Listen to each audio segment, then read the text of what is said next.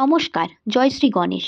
আজকে চলে এসেছি একটা নতুন ভিডিও নিয়ে। কালকের দিনটি অর্থাৎ ৩রা সেপ্টেম্বর ২০২৫ অর্থাৎ বুধবার প্রথম ৬টি রাশির কেমন যেতে চলেছে তাই নিয়েই আজকে আলোচনা করব। প্রথম ৬টি রাশির কর্মজীবন, লটারি প্রাপ্তি হবে কিনা, ব্যবসা কেমন যাবে, কেরিয়ার কেমন হবে, স্বাস্থ্য কেমন থাকবে, এই সমস্ত কিছু নিয়ে আজকে আলোচনা করব। তাই ভিডিওটি স্কিপ না করে পুরোটা দেখার অনুরোধ রইল। আর ভালো লাগলে চ্যানেলটিকে অবশ্যই একটা সাবস্ক্রাইব করে দেবেন। আর ভিডিওটি ভালো লাগলে লাইক অ্যান্ড কমেন্ট করে দেবেন প্লিজ।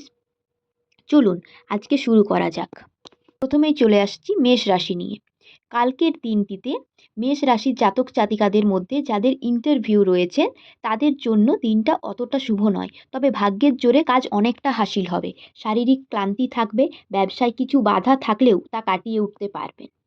এরপর চলে আসছি বৃষ রাশি নিয়ে। বৃষ রাশির জাতক জাতিকাদের কালকে ভ্রমণের যোগ রয়েছে।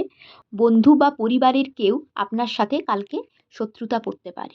সরকারি চাকরি পাওয়ার সম্ভাবনা রয়েছে। এরপর মিথুন রাশি। মিথুন রাশির জাতক জাতিকাদের শরীর কাল খুব একটা ভালো থাকবে না। ভ্রমণ করলে শত্রু দ্বারা ক্ষতিগ্রস্ত হতে পারেন। সঠিক সিদ্ধান্ত নিলে ও বুদ্ধি দিয়ে কাজ করলে ব্যবসায় উন্নতি। এরপর চলে আসছি কর্কট রাশি নিয়ে। কর্কট রাশির যারা বিদ্যার্থী রয়েছেন তারা পড়াশোনায় মনোনিবেশ করতে কাল অসুবিধে হবে।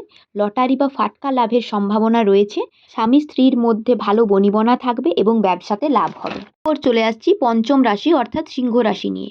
কালকের দিনটিতে সিংহ রাশির জাতক জাতিকাদের কর্মক্ষেত্রে ভুল হওয়ার সম্ভাবনা রয়েছে। মতবিরোধের আশঙ্কাও রয়েছে। বিলাসিতার কারণে অর্থনাশ হতে পারে। ব্যবসায়ীরা সিদ্ধান্তহীনতায় ভুগতে পারেন। যারা অনেক দিন ধরে রোগে ভুগছেন অনেকটা কালকে স্বস্তি পাবেন। এরপর ৬ নম্বর রাশি নিয়ে বলবো অর্থাৎ কন্যা রাশি। কন্যা রাশির জাতক জাতিকাদের কালকে দেহ এবং মনে অস্থিরতা থাকবে, ঘুমের সমস্যা দেখা দেবে।